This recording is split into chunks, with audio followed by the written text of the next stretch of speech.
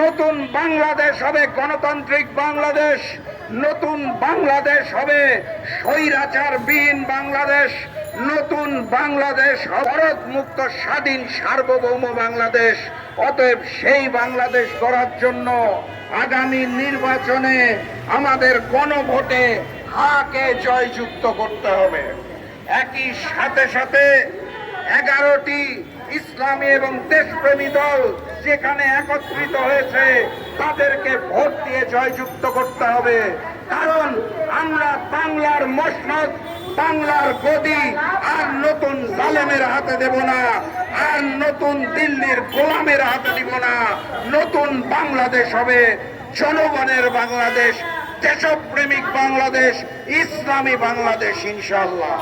সেই আশাবাদ ব্যক্ত করে এবং ফেলানি হত্যার বিচার দাবি করে বাংলাদেশের পররাষ্ট্র মন্ত্রণালয়কে শীত দ্বারা খাড়া করে দাঁড়ানোর আহ্বান জানিয়ে আমি আজকের মতো বিদায় নিচ্ছি। বিজয়ের পথে যাত্রা শুরু, জীবন অথবা মৃত্যু। আসসালামু আলাইকুম।